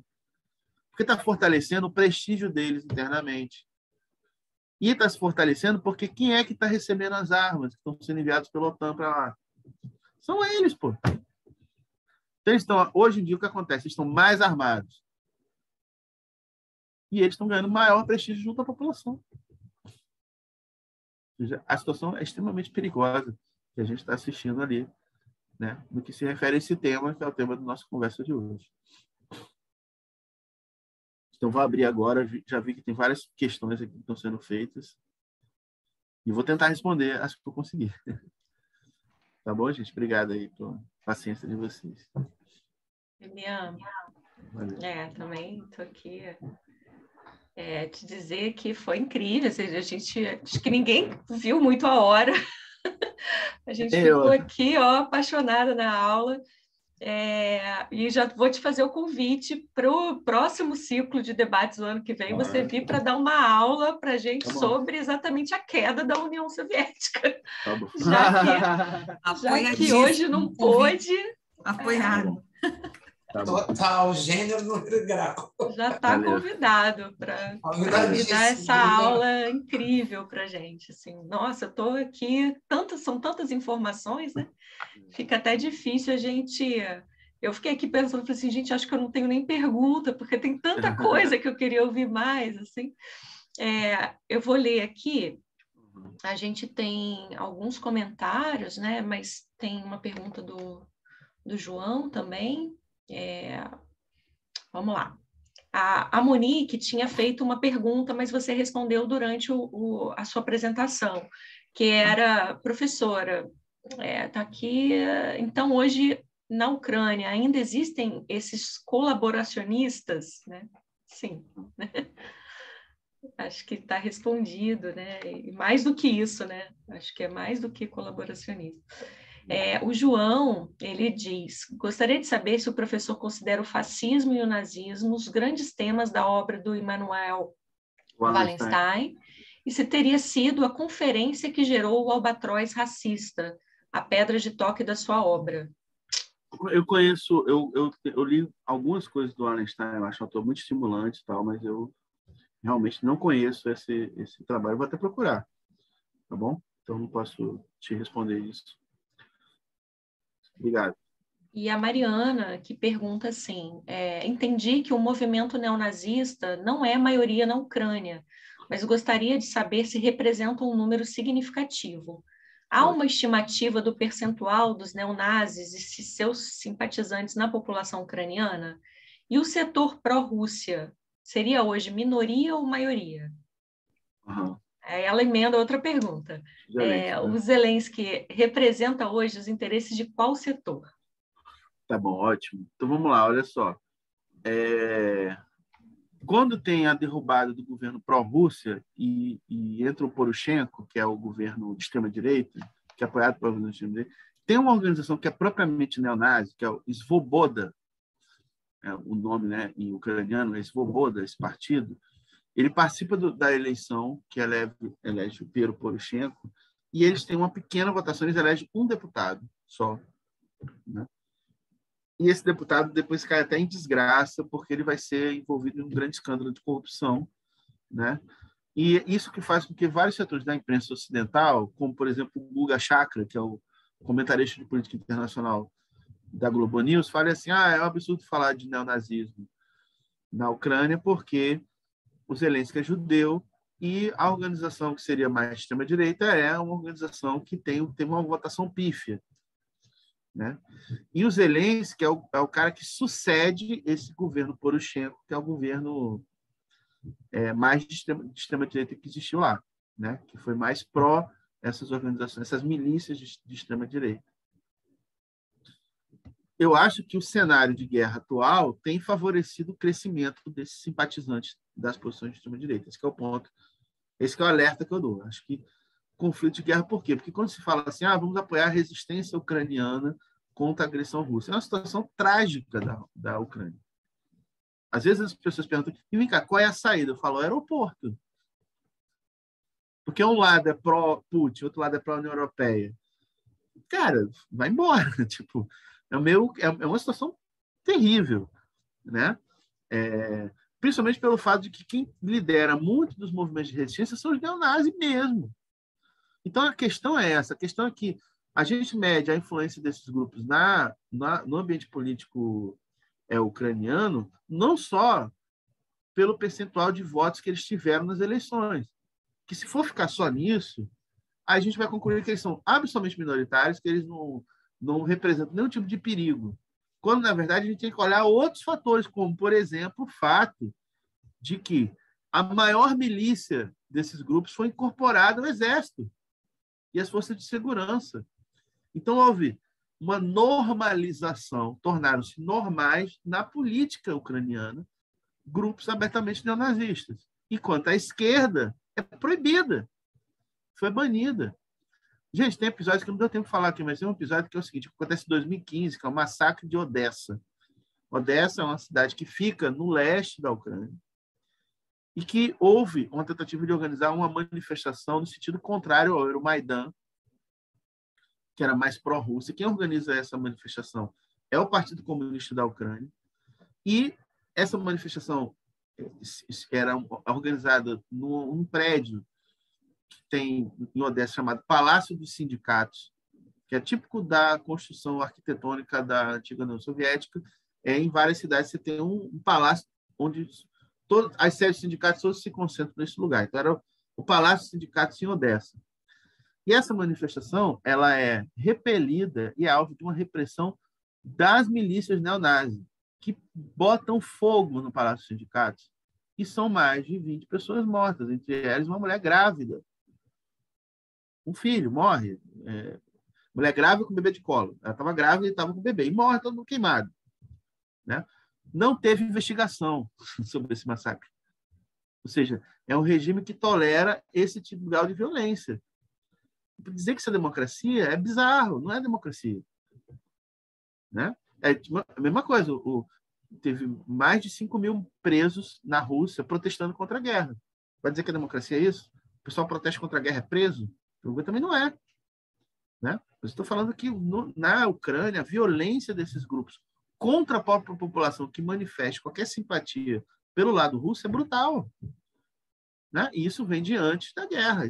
Esse episódio de Odessa é em 2015. Né? Então, é preciso pensar que essa influência desse neonazismo na Ucrânia não vai ser medido só pela sua influência eleitoral. Né? Tem uma coisa interessante que é o seguinte, aí para falar um pouco do Zelensky.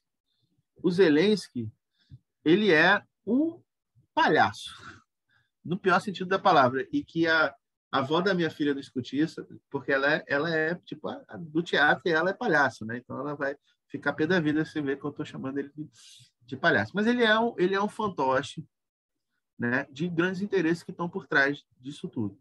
Né? Você sabe que a origem dele, ele era um comediante de televisão. Ele tinha uma série que ele bancava um sujeito que era contra a política, tipo um Danilo Gentili da Ucrânia. Né? E ele fez um personagem de um presidente da República autoritário que metralha o parlamento. Então, tem um episódio, ele aparece metralhando o parlamento, né? Todos os políticos do parlamento e tal, e ele vira presidente da República, sendo um comediante. E ele virou presidente da República sendo comediante. Certo? É tipo teve esse negócio, depois ele virou presidente. Ele é bancado por um cara que é um dos homens mais ricos da Ucrânia. E o nome dele é o seguinte: Igor Kolomoisky. Né? Vou colocar aqui no chat, porque, enfim, esses nomes... É importante, pelo menos alguns personagens, saber os nomes direitinho. Vou botar o nome dele aqui no chat. Igor Kolomoisky. Esse cara é um dos homens mais ricos, né? E ele está por trás de grandes impérios do ramo das comunicações, do petróleo, etc. Ele tem ascendência judaica, ele é judeu, né? Ele tem fortes relações com o Estado de Israel. E ele foi um dos grandes financiadores do Batalhão Azov.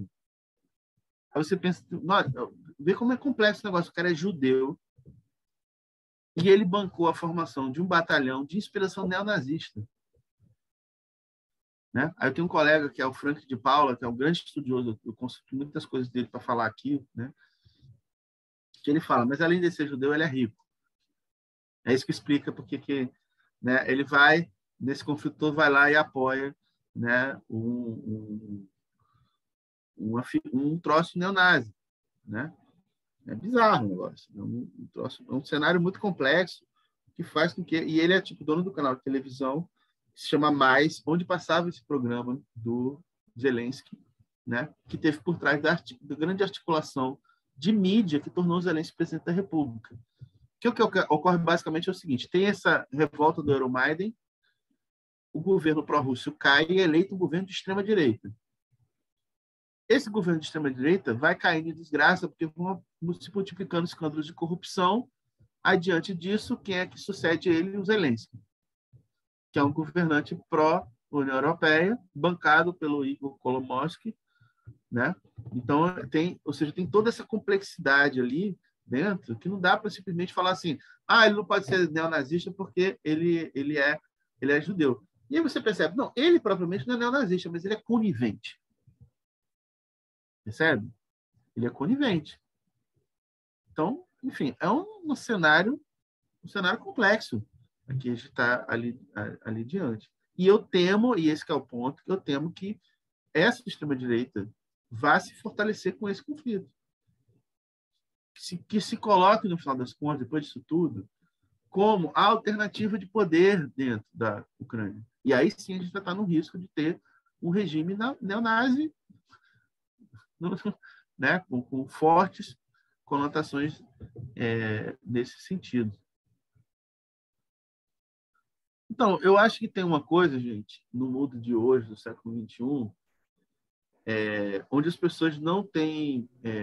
tem várias operações com as quais a extrema-direita hoje no mundo ascendeu, que no final das contas, por que eu acabo me interessando nisso? Porque é isso que eu estudo. Por que ela ascendeu? Porque tem um desgaste das democracias liberais no mundo inteiro. Ou seja, por que Trump foi eleito nos Estados Unidos? Todos esses fenômenos de extrema-direita, no Brasil, etc., tem uma descrença muito grande das instituições de democracia liberal, né? E há, digamos assim, fortes dispositivos na mídia de divulgação de discursos revisionistas do ponto de vista da história, que acabam, em muitos casos, em muitos países, normalizando o fascismo. E no caso da Europa do Leste, às vezes o fascismo é normalizado, principalmente quando ele é equiparado ao comunismo. É o caso da Polônia, por exemplo. Ou seja, o discurso oficial do governo polonês, que é um governo de extrema-direita, é dizer assim, o nazismo é abominável e é igual ao comunismo.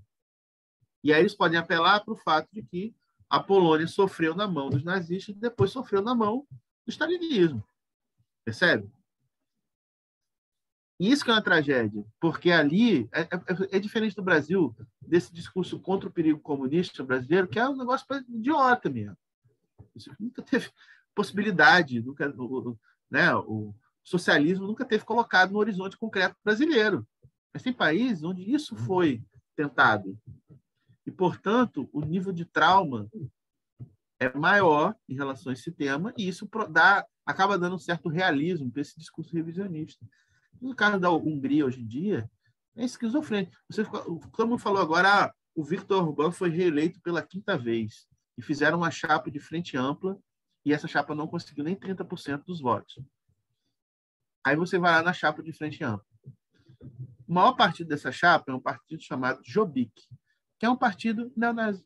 Ou seja, os neonazis na Hungria são oposição ao Orbán. E sendo que essa chapa de frente ampla tinha neonazi, tinha liberal, tinha esquerda socialista, era um saco de gato, tinha de tudo. É tipo uma situação desesperadora. E aí o Orbán foi reeleito pela 5ª vez. Né? É isso. São países que vivem situações de tragédia maiores que a nossa. Quando a gente percebe que, evidentemente, a gente está diante de um troço insuportável, que é o governo Bolsonaro. Mas tem gente que está pior que a gente. É isso que eu estou falando. Não é para animar a gente ficar lá, então deixa o Bolsonaro se reeleger que está tudo certo. Não estou falando isso, pelo amor de Deus. Eu estou só dizendo que tem países onde a situação é muito muito mais sufocante, muito mais bizonha, sabe? Isso serve para quem está aqui pensando em ir embora, né? Se o Bolsonaro se reeleger, vamos embora para onde? Tem que fazer um mapeamento. Um mapeamento muito bom. Qual país que eu vou emigrar, né? Eu vou ser refugiado aonde? Né? Tem mais algumas questões aqui, mas aí eu acho que a gente podia fazer o último bloco. Eu passo as questões e aí a gente encerra depois com a sua fala, tá bom? A Márcia pergunta: qual a real causa do conflito Ucrânia-Rússia, para além do discurso da guerra, né? Esse discurso que foi envolvido aí, os neonazis, mas quais são os interesses reais, né? Então... rapidinho, só para eu acho que junta. A Thaís fala assim: me parece que a justificativa de guerra, tanto da Rússia quanto da Ucrânia, são similares. É isso mesmo? E a Ana Paula pergunta... não, aí já é mais... Acho que essas duas perguntas se juntam, depois eu faço as outras duas. Tá bom.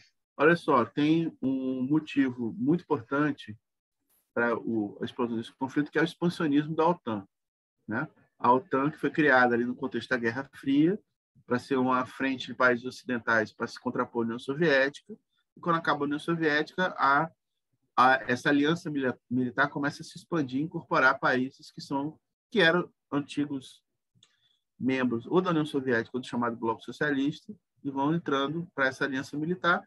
E a aliança militar liderada pelos Estados Unidos, portanto, é um expansionismo do Império Americano naquela região, os interesses militares do Império Americano naquela região. E a Ucrânia é um país muito próximo da Rússia, né? Então, a pressão da OTAN para incorporar a Ucrânia vai provocar essa reação russa, né? Por uma visão realista. Ali é uma área de segurança, então era temerário, né, que aquilo fosse incorporado. Essa é a alegação russa. A alegação russa de que tem ali uma ofensiva, né, ocidental, leia-se Estados Unidos, na região, né, que, enfim, e aí, por isso, como se fosse uma guerra de defesa, né? Vou atacar a Ucrânia para impedir que a coisa chegue perto de mim, né?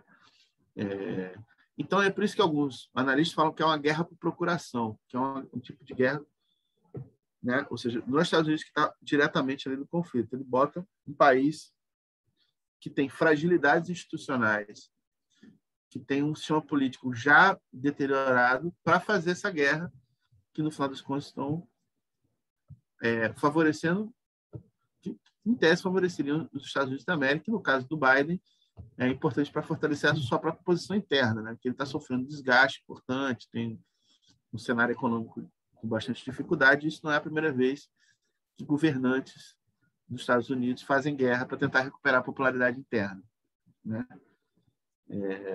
Mas para a Europa mesmo está sendo complicada essa guerra, porque, por exemplo, há muita dependência do gás russo.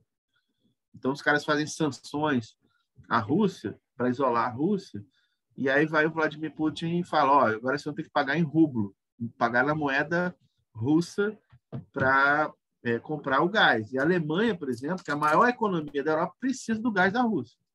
Então, é um cenário bem complicado ali. Ao mesmo tempo, a Alemanha não pode prescindir do apoio norte-americano, né? Então, é um negócio muito complicado. Por isso que, quando se fala de Terceira Guerra Mundial, a gente tem que levar a sério, né? Porque essa coisa pode escalar e ir para um território desconhecido aí e envolver boa parte do mundo nisso aí, né?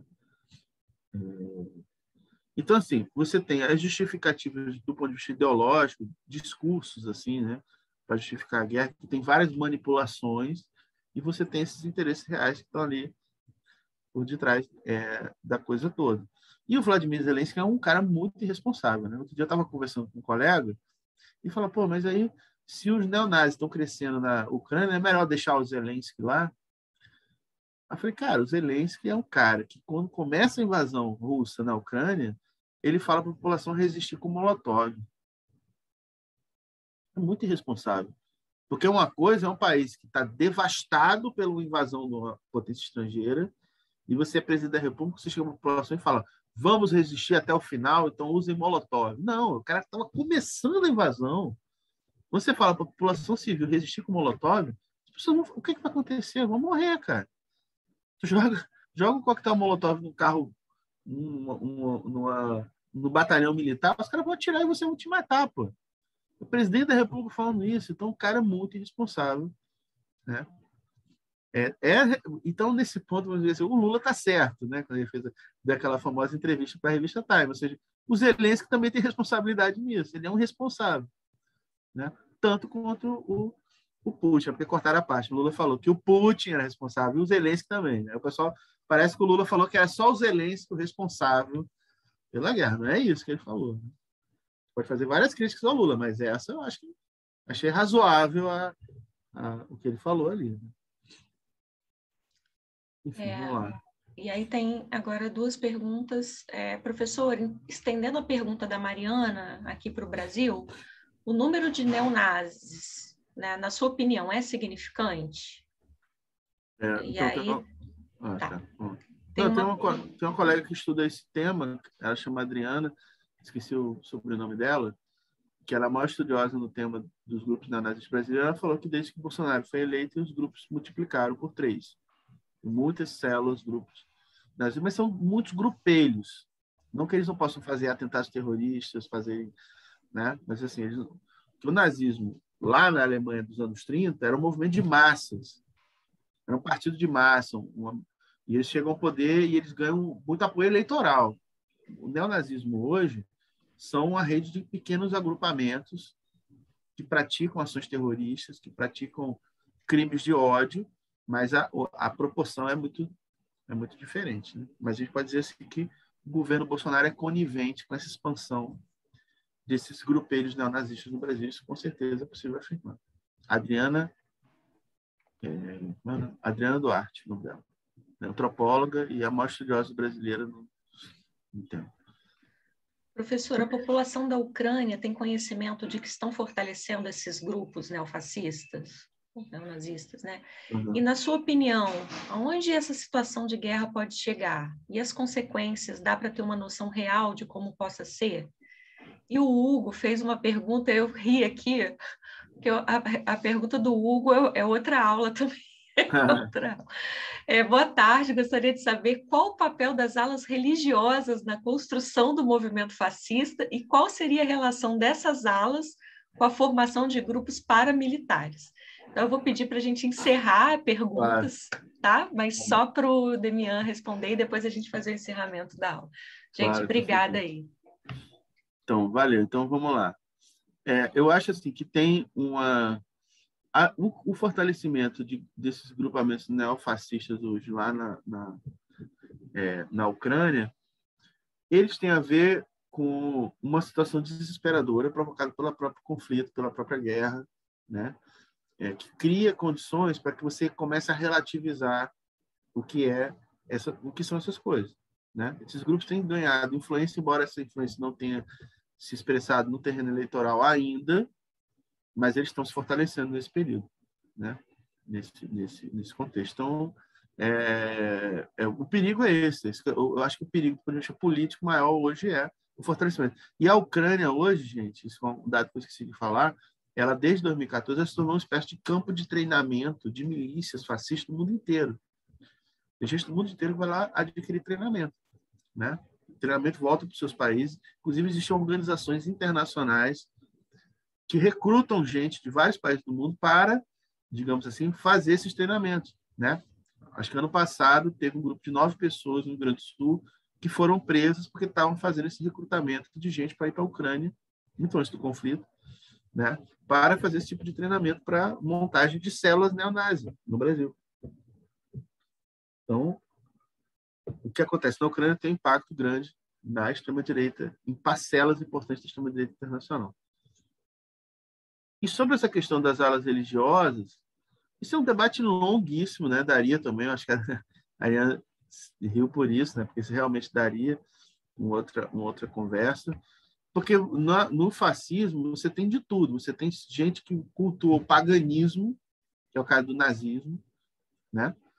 né? Gente que cultua outras coisas. Mas você tem organizações fascistas em vários lugares do mundo que ela tem esse viés religioso, né? Então, por exemplo, na Índia, o Narendra Modi, que é o primeiro-ministro atual da Índia, ele tem o partido dele, ele tem origem num grupo que surgiu na década de 30 na Índia, que era fascista, né? E que mais recentemente, uns 30 anos para cá, praticou ações tipicamente fascistas como linchamento em massa de população, principalmente muçulmana, que aí, no caso, a religião é o hinduísmo, então, fascismo religioso que tem muito influente hoje na Índia. Ele é de matriz religiosa e ele tem um alvo principal, que são os muçulmanos. E eles praticam aquilo que se chama de pogroms.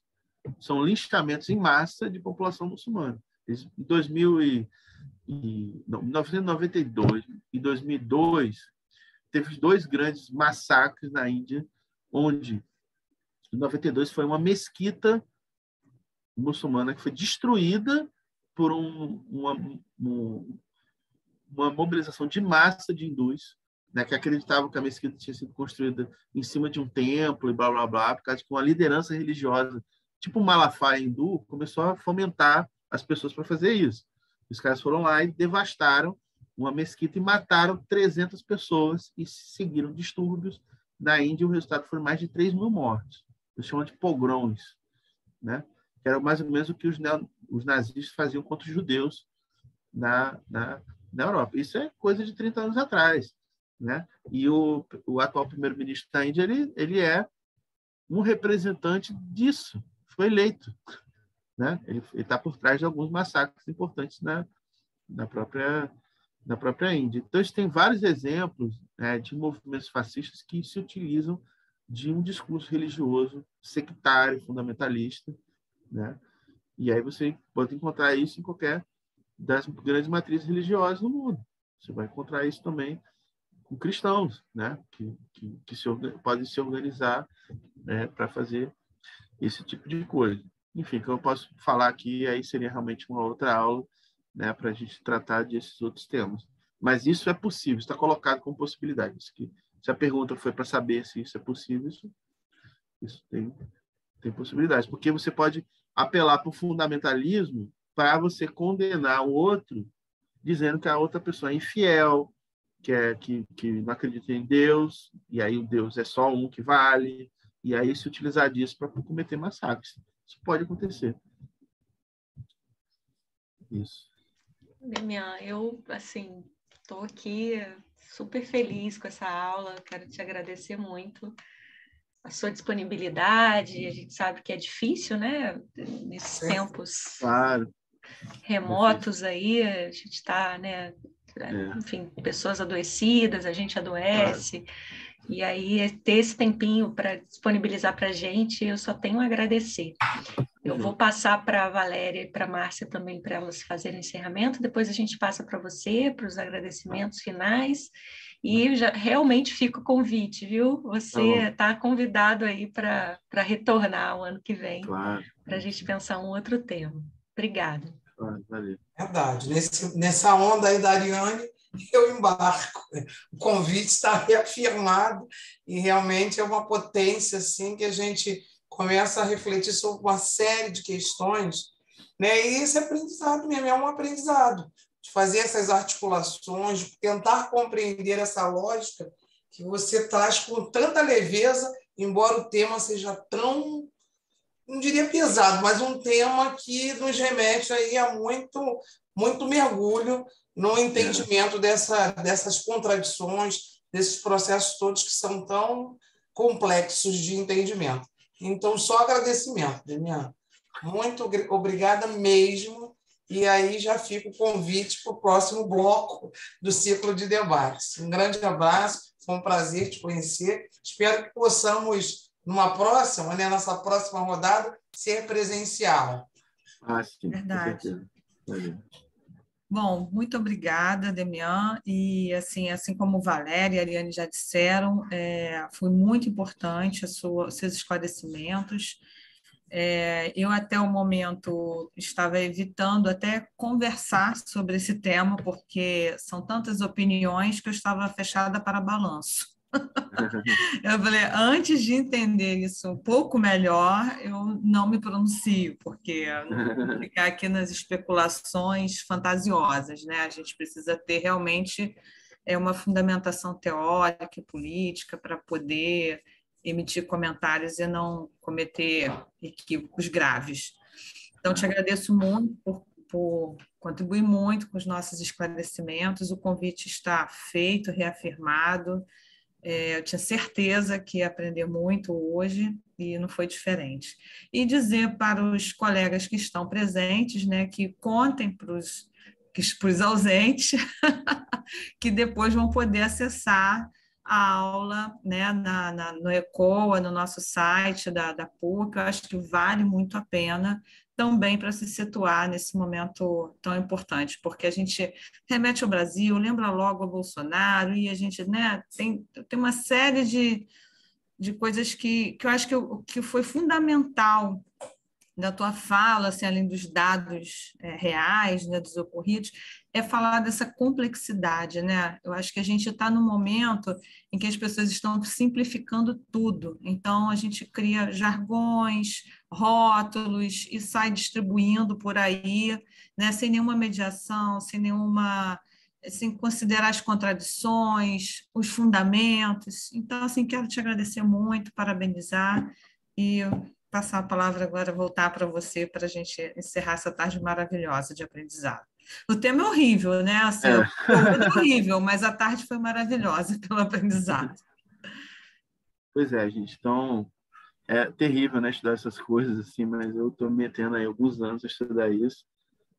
E parece que quanto mais a gente vai estudando, o mundo vai ficando pior também. Então, vai ficando mais terrível, porque às vezes o historiador tem um conforto de ficar estudando coisas do passado, né? Mas aí, quando você está com preocupações dessa natureza, né, pensando hoje, né, o renascimento dessas coisas, isso é muito angustiante, né, vendo isso tudo, né? Com certeza deu uns retoques muito macabros na minha depressão ficar estudando isso nos últimos anos. Mas assim, é muito bom estar aqui, eu adorei, né? Eu adorei o convite já para estar participando dessa atividade e fiquei muito feliz de ter conseguido, né? Porque, enfim, a minha vida tá meio maluquinha, assim, né? A minha filha de 3 anos foi sorteada para a creche do Pedro II, que fica lá em Realengo. Maravilha! Eu moro aqui perto da Lapa. Então, é um desdobramento, assim, de uma vida, assim, de ir, deixá-la, depois voltar. Então, tipo assim, a minha vida está uma maluquice completa, né? De ausência mesmo de tempo, né? E no meio de tudo, alguns problemas de saúde dela, meu também. Enfim, mas é tanto que quando eu falei com a Ariana semana passada, porque acabou que eu consegui uma consulta médica de última hora e pedi para desmarcar, e eu achei que era um dia, depois descobri que era outro, enfim, foi uma confusão danada. Mas eu já falei para ela que eu queria remarcar, não cancelar, né? Porque eu fazia questão de participar dessa atividade, porque eu fiquei muito feliz de ser convidado para falar disso, né? E sabia que como é muito gratificante sempre, né, dialogar com outras pessoas, isso é muito importante, né? Adorei o convite e estou disposto a próximos desafios. Muito obrigado pela presença. Então é isso, gente. Eu esqueci de dizer que esse evento também compõe, né, o aniversário do Departamento de Serviço Social, 85 anos, e 50 anos de pós-graduação em Serviço Social da PUC-Rio. Então, a gente está aqui celebrando também, né? Apesar do tema ser espinhoso, né? Mas é uma celebração porque o serviço social, de fato, na sua formação, tem lá as suas lacunas, né? E aí a gente precisava de um historiador para nos ajudar a entender um pouco esse processo. Então, quero agradecer aos alunos e alunas que vieram, que fizeram perguntas ótimas e que, enfim, né, abrilhantaram aí essa tarde. Um beijo grande para todos e todas, que a gente se cuide, Saúde, saúde, saúde. Vai dar tudo certo. Um beijo grande, Valeu. gente. Obrigado. Tchau, gente. Um abraço. Tchau, tchau. Tchau, tchau.